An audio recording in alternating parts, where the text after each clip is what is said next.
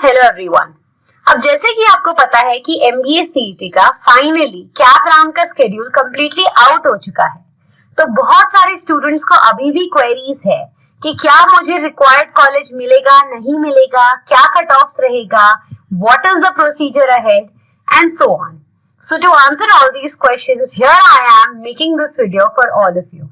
So without a much further ado, let's start.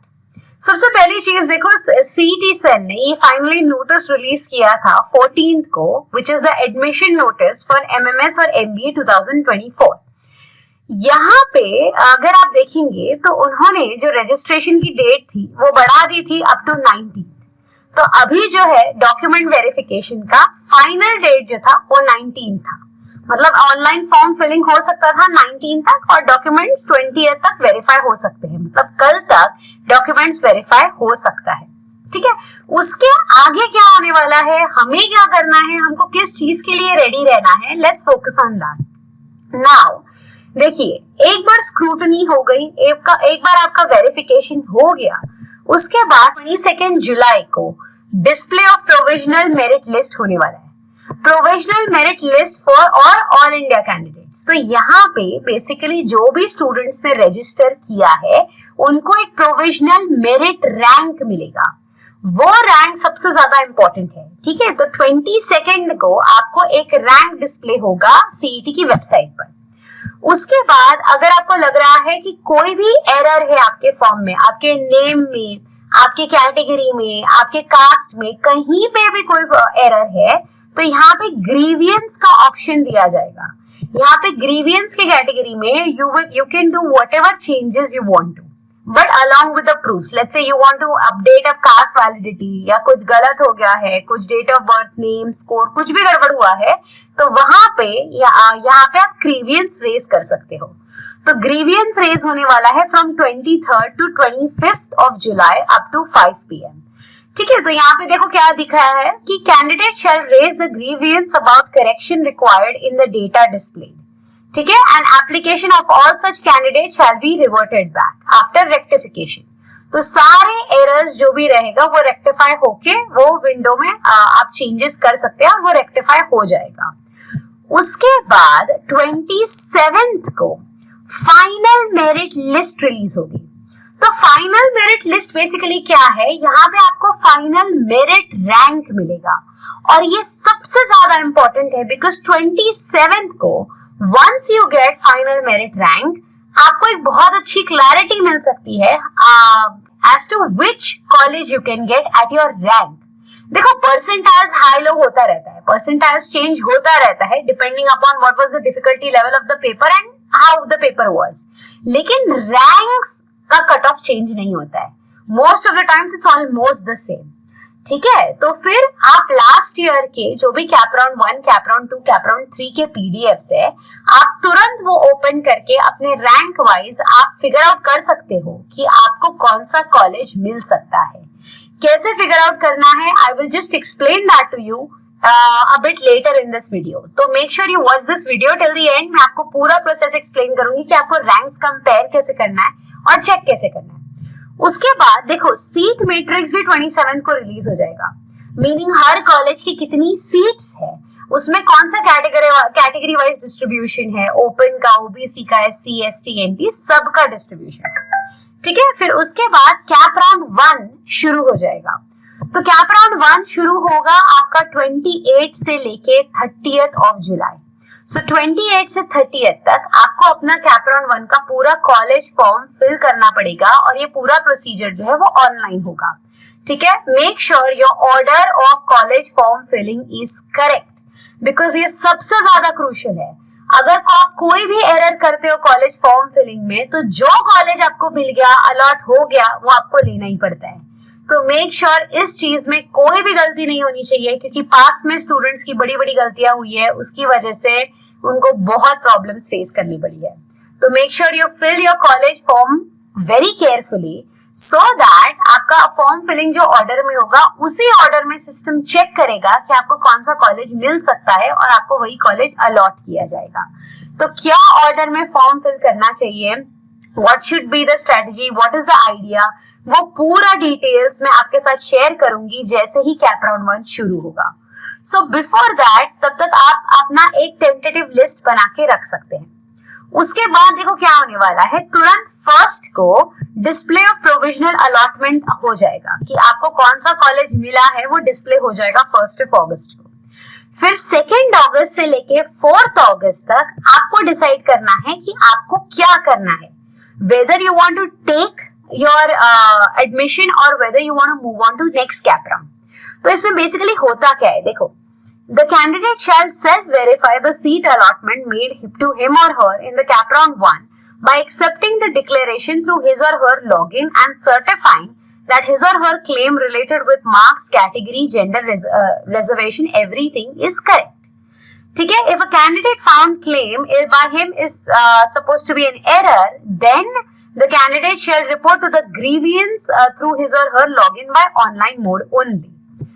Candidate who have been allotted seat as per their first preference in round 1, which is auto free, shall pay the seat acceptance fee by online mode through their login, and such candidate shall not be eligible for participation in subsequent rounds. Finally, candidates who have allotted other than the first preference and self-freeze that allotment in round 1 through their login must accept the seat and shall pay the seat acceptance fee through online mode.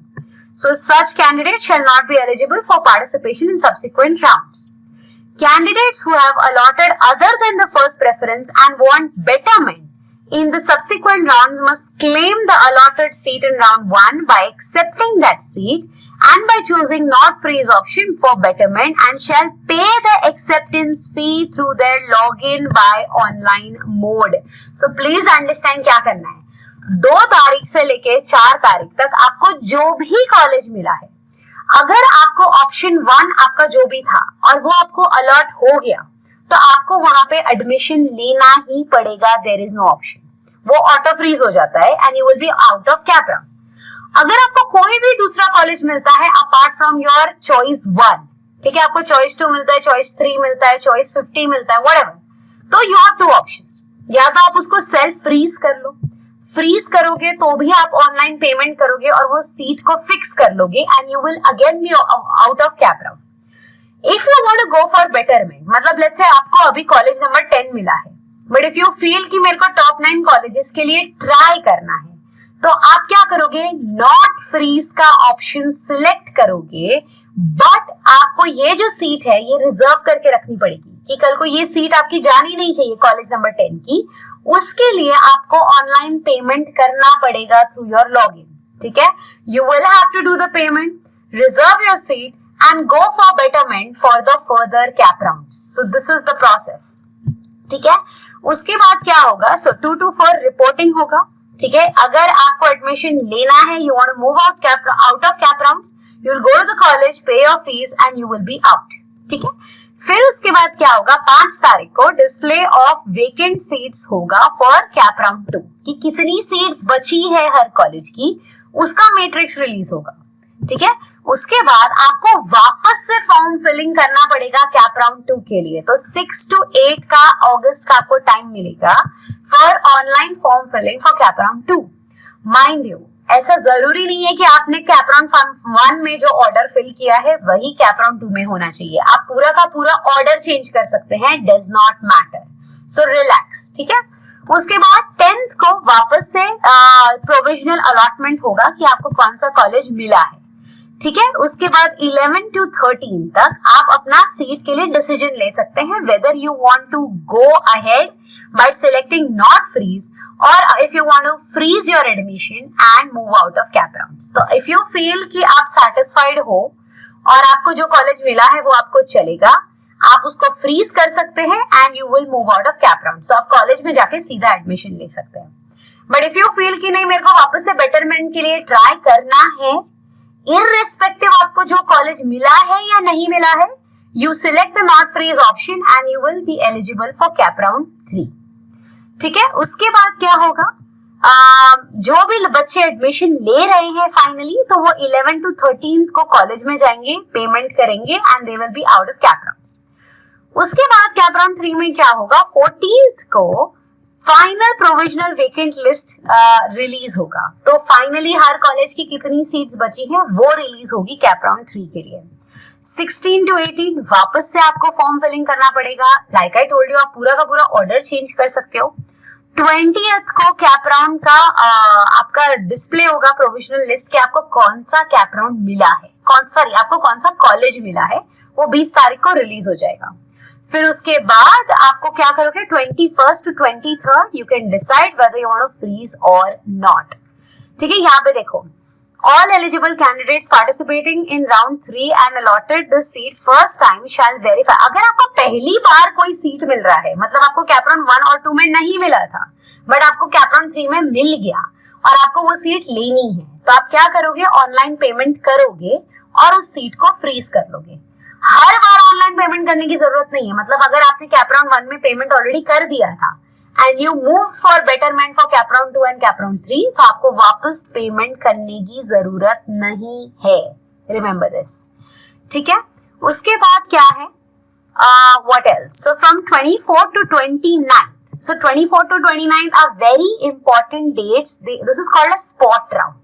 तो spot round में basically क्या होगा, for government aided unaided for vacant seats of any institute at the respective institute will complete the admission activity in the following manner।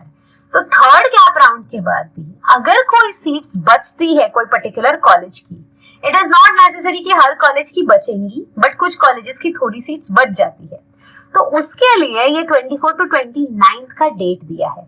उसमें क्या करना है, display of vacant seats on institute website and giving appropriate advertisement in newspaper, invite applications from registered candidates, prepare and display merit list on college website and institute notice board, carry out complete admission process by following government admission rules। तो उनकी जितनी भी seats खाली रह गई है वो उतना अपने वेबसाइट पे डिस्प्ले करेंगे, वो उतना न्यूज़पेपर में एडवर्टाइजमेंट देंगे। तो उसके बेसिस पे आपको फिगर आउट करना है कि कौन से कॉलेज की कितनी सीट्स बाकी है, and if you are interested in that particular college you can definitely go to the college, visit the campus and finalize your admissions if you are eligible। ठीक है, और सारे इंस्टीट्यूट्स की academic activities tentatively is supposed to begin from 14th of August।